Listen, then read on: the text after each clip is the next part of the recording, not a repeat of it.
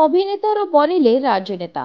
Tamil superstar Thalapathy ବିଜୟ ଏବେ ରାଜନୀତିକୁ ପ୍ରବେଶ କରିଛନ୍ତି। ତେବେ ଲୋକସଭା ନିର୍ବାଚନର କିଛି ମାସ ପୂର୍ବରୁ ଶୁକ୍ରବାର ବିଜୟ ନିଜ ରାଜନୈତିକ ଦଳ ତାମିଜ ଭିତ୍ତି କାର୍ଯ୍ୟକ୍ରମ ନାଁ ଘୋଷଣା କରିଛନ୍ତି।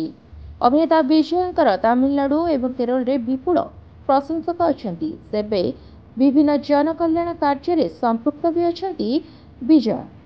ତେବେ ଗତ ସପ୍ତାହରେ ଚେନ୍ନାଇରେ ଅନୁଷ୍ଠିତ ଏକ ବୈଠକରେ ନିଜର ଫ୍ୟାନ୍ କ୍ଲବ ବିଜୟ ମକ୍କାଲ ଆୟ୍ୟାକମ୍ମମ ରାଜନୀତିରେ ପ୍ରବେଶ କରିବାକୁ ଅନୁମତି ଦେବା ପରେ ବିଜୟ ବଡ଼ ଘୋଷଣା କରିଛନ୍ତି।